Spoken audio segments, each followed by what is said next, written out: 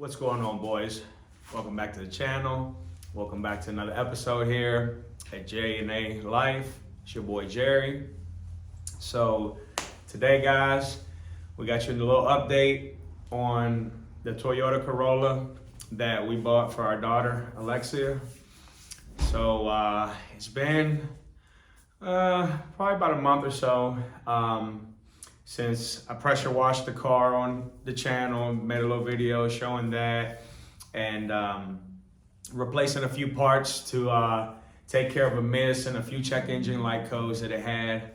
And my wife since then has put about 500 miles on the car. It's been a good little car, hasn't skipped a beat. But the whole reason why I pressure washed it as well as I did, guys, well, for one, I wanted it clean, and I wanted to clean it up for her a little bit.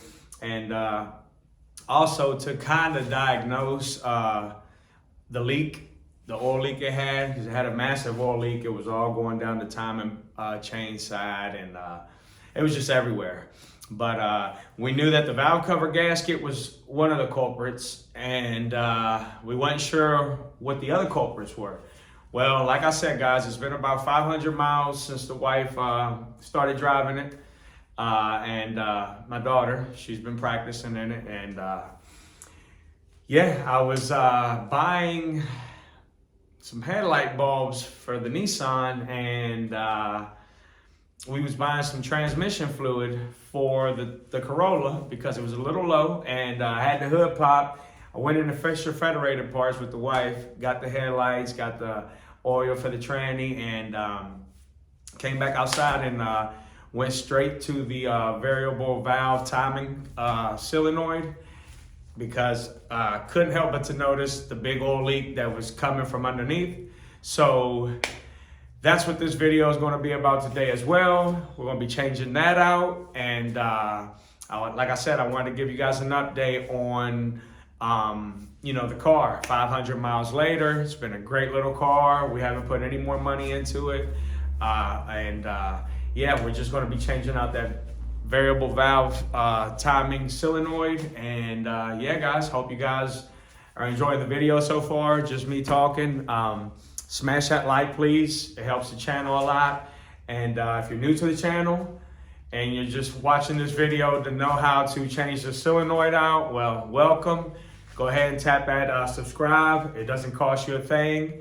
And smash that like while you're at it, guys. I'm gonna get all my tools, my gloves, everything ready, so we can dive in on changing out the solenoid. Be back with y'all boys. All right, guys. See, this was what I was telling y'all earlier in the intro of the video. As you can see, it's leaking underneath this sensor here. That is your variable valve timing solenoid. So we're just gonna undo this here. Do this on camera.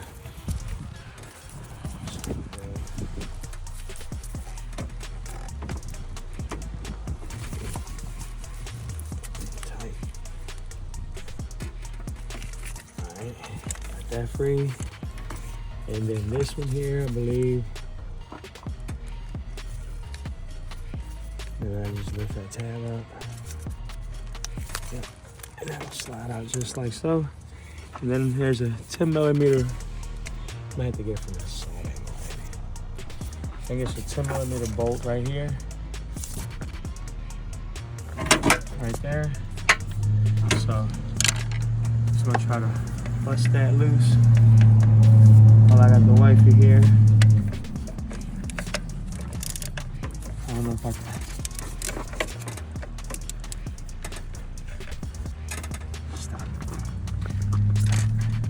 All right, guys, we got our 10 millimeter socket on there with an extension. I'm just gonna crack that bolt loose like so.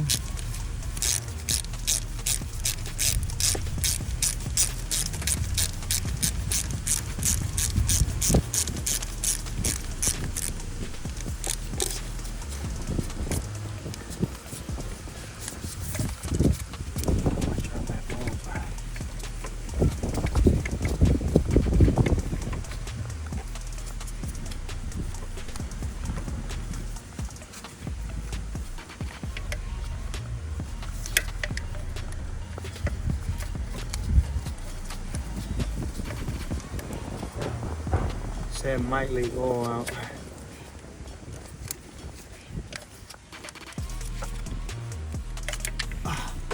That's what I didn't want to do. I see it. It's okay. I see it.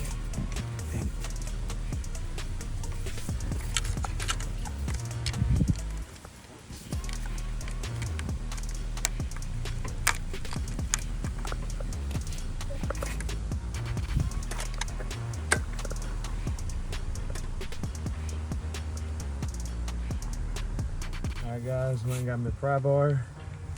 Just help this thing come out a little bit. Like so. Here it comes. Pause. So. I'll pull that thing out like so. Man, that thing's dry. But guys, I believe this was supposed to be together and stay together, like so. And it came apart here, and I believe that was her leak. That O-ring right there, I mean, this thing's shot. So it's supposed to be like that though. But show them right there, see, that was her leak. I'm gonna just get all this cleaned up with a little scraper and a rag, and then we'll be ready to go in with the new one. Back with truck. All right guys, so here's your new solenoid. Part number, I believe, right there.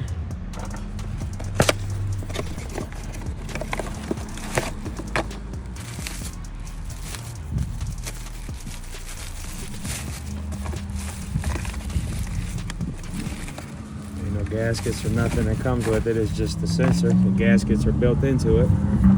So, looks a little different than the other one. I believe the other one may have been OEM. I don't know.